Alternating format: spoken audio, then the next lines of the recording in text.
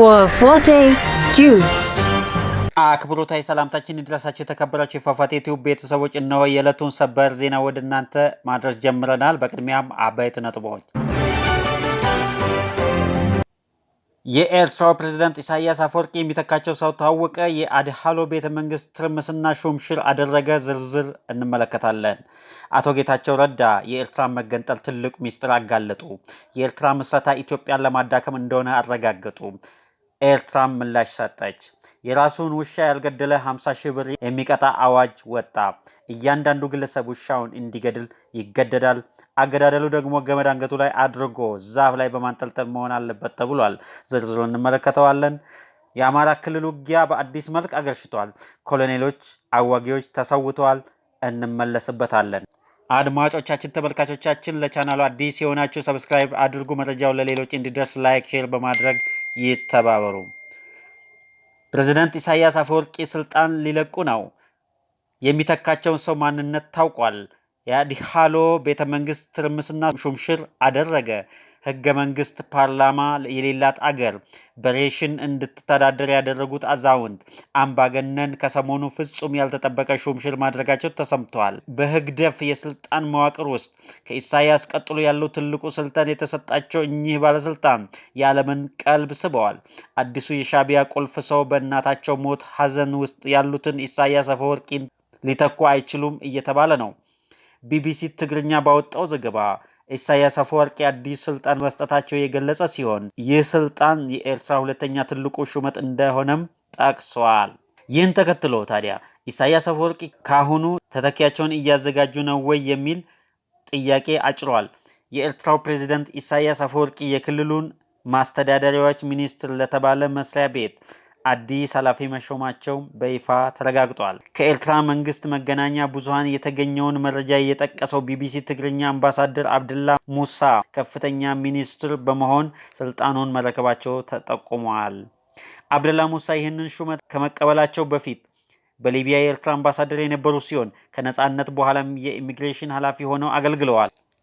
አቶ ጌታቸው ረዳ ትልቅ ሚስጥር አጋለጡ። የኤርትራ ምስረታ ኢትዮጵያን ለማዳከም ነው ሲሉ አቶ ጌታቸው ረዳ ተናግረዋል። ኤርትራ ምላሽ ሰጥታለች። አቶ ጌታቸው ረዳ በኢትዮጵያ መከላከያ ኮሌጅ ለከፍተኛ አመራሮች በሰጡት ስልጠና ላይ ስለ ኤርትራ ፕሬዝዳንት ኢሳያስ አፈወርቂ ጠንካራ ትችቶችን አቅርበዋል። በስልጠናው ላይ ያነሷቸው ዋና ዋና ነጥቦች የሚከተሉት ናቸው። አንደኛ፣ የኤርትራ ሀገረ መንግስት መስረታ በራሱ ኢትዮጵያን በማፍረስ ወይም በማዳከም ላይ መሆኑን ገልጸዋል። ሀገሪቱ ነፃ ያወጧት ኃይሎች ዋነኛ ዓላማ ኢትዮጵያን ማዳከም መሆኑን ገልጸዋል። በተጨማሪም ኤርትራ ኢተፈጥሯዊ አካል መሆኗንና ስሟም ሆነ የድንበር ካርታዋ በጣሊያን ቅኝ ገዢዎች የተሰጣት እንጂ ተፈጥሯዊ እንዳልሆነ ተናግረዋል። የፕሬዝዳንት ኢሳያስ አፈወርቂ የመጨረሻው ፍላጎት ኢትዮጵያን መግዛት መሆኑን አቶ ጌታቸው ረዳ አስረድተዋል። ፕሬዝዳንቱ ታዛዦቹን ብቻ የሚሰበስቡ መሆናቸውንና ድንበር የለሽ ፖሊሲን እንደሚያራምዱ አመልክተዋል። ሶስተኛ፣ ኤርትራ በግድ እና በኃይል ብቻ የቆመች ሀገር መሆኗን አንስተው የሀገሪቱ ህዝብ ቁጥርም ከ1.8 ሚሊዮን እንደማይበልጥ ተናግረዋል። መንግስታቸው ከሀገር ውስጥ ልማት ይልቅ ለጎረቤት ሀገራት ትርምስ የሚመድበው በጀት እንደሚበልጥና የሀገሪቱ ዋነኛ ዓላማ ሌሎች አገራትን ማተራመስ መሆኑን ገልጸዋል። የኤርትራ መንግስት የማስታወቂያ ሚኒስትር አቶ የማነ ገብረ መስቀል በጌታቸው ረዳ ክሶች ላይ ምላሽ ሰጥተዋል። ጌታቸው ረዳ ባላቸው ተለዋዋጭ አቋምና ቀደም ሲል በከፍተኛ ሁኔታ ሲተቿቸው ከነበረው አካል ጋር አሁን በማበራቸው እንደ ፖለቲካ ተንታኝ ተቀባይነት የላቸውም ሲሉ ገልጸዋል። ኤርትራ በውጭ ኃይሎች ሴራ ተፈጠረች የሚለው ክሳቸው አዲስ ጦርነት ለመቀስቀስ የታለመ ፈጠራ ወሬ ነው ብለዋል። ኤርትራ ነጻነቷን ያገኘችው በውጭ ሴራ ሳይሆን ዓለም አቀፍ ማህበረሰብ ለኢትዮጵያ ድጋፍ ይሰጥ በነበረበት ወቅት ህዝቧ በከፈለው የ30 ዓመታት መራራ ትግል መስዋዕትነት ነው ብለዋል። የራሱን ውሻ ያልገደለ 50 ሺህ ብርና እስራት ይቀጣል የሚል አዋጅ ወጥቷል። በማዕከላዊ ኢትዮጵያ ክልል ሆሳዕና ከተማ እያንዳንዱ ግለሰብ በቤቱ ያለውን ውሻ አውጥቶ እንዲገድል በታወጀው መሰረት ውሻ ያላቸው ግለሰቦች የውሻቸው አንገት ላይ ገመድ በማጥለቅ በእንጨት ላይ በማንጠልጠል እንዲገድሉ ስለተወሰነ ነዋሪዎቹ ይህንኑ እያደረጉ ይገኛሉ። በከተማው ከሰሞኑ በውሻ ምክንያት በሽታ ተከስቷል የተባለ ሲሆን ይህ የውሻ ግድያ ዘመቻ የተጀመረው አንድ ውሻ የ13 ዓመት ልጅ በመምከሱ ለሕፃኑ መሞት ምክንያት ከሆነ በኋላ መሆኑ ተገልጿል። የውሻው ባለቤት የራሱን ንብረት የሆነውን ውሻ በገመድ አንጠልጥሎ እንዲገድል ማስገደድ እንዲሁም ጉዳዩን ወንጀል በማድረግ መቀጮና በእስራት መቅጣት አግባብነቱ ከየትኛው ሕግ አንጻር ነው? መቼም በዚህ ሀገር ያልተፈጸመ ነውር የለም። ሕግ በየቀኑ ይፈጠራል፣ ይሻራል። የጉድ ሀገር ገንፎ እያደር ይፋጃል ይላል የሀገሬ ሰው። ውሾችን ከከተሞች ለማጽዳት ከተፈለገም ሳይንሳዊ የአወጋገድ ስርዓት አለ እኮ። ለምንድነው ሳይንሳዊ የሆነ ስርዓት መጠቀም ያልተቻለው? ነገሩ የዘመኑ አመራር ከሳይንስም እጅግ የራቀ መሆኑ ገሃድ ነው ሲሉ የሆሳዕና ከተማ ነዋሪዎችና የድርጊቱ የዓይን እማኞች ይናገራሉ። የአማራ ክልል ግጭት በአዲስ መልክ አገርሽቷል። በዚህ ሳምንት የመንግስት መከላከያ ሰራዊትን ጨምሮ ሌሎች የመንግስት ጸጥታ ኃይሎች መጠነ ሰፊ ወታደራዊ እንቅስቃሴ እያደረጉ መሆኑ ተሰምቷል። በወሎ መስመር በቆቦና አካባቢው እንዲሁም በጎጃም ደጋዳሞትና አካባቢው በከባድ ያገረሹት ግጭቶችና ጦርነቶች ክልሉ ከሰላም አየር የራቀ መሆኑን ቆለጭ አድርገው ያሳያሉ። ከዚህም በተጨማሪ የክረምቱ ወቅት እየቀረበ በመምጣቱ የአማራ ኃይሎች ወቅቱንና መልክዓ ምድራዊ አቀማመጡን እንደ መልካም አጋጣሚ በመጠቀም ሰፊ ጥቃት ሊሰነዝሩ ይችላሉ የሚል ስጋት መኖሩን መረጃዎች ይጠቁማሉ። በጎጃም ደጋዳሞት ውጊያ ከፍተኛ የጦር መኮንኖች ተገድለዋል ሲሉ የአማራ ፋኖ ልሳናት እየዘገቡ ይገኛሉ። ከተሰዉት አዋጊዎች መካከል ኮሎኔል አበራ የሚባሉ ይገኙበታል ተብሏል። በተጨማሪም ሌተናል ኮሎኔል በቀለ የኑስ ጎጃም ደጋዳሞት ላይ በቴዎድሮስ እዝ ኃይሎች ተገድለዋል ተብሏል። ይህ በእንዲህ እንዳለ የፋኖ ታጣቂዎች የጦር ቤዝ ላይ ያነጣጠረ የ3 ቀን ዘመቻ ታውጇል። ከምርጫ ማግስት በአማራ ክልል የተለያዩ አካባቢዎች ጠንካራ ውጊያ ተቀስቅሷል። ውጊያዎቹም በተመለከተ የመከላከያ ሰራዊትና የክልሉ ኮሚኒኬሽን ቢሮ መረጃዎች ያጋርተዋል። እንደ ክልሉ ኮሚኒኬሽን ቢሮ ከሰሞኑ በሰሜን ወሎ ቀጠናዎች ስለተደረገው ውጊያ አጭር መረጃ አጋርቷል።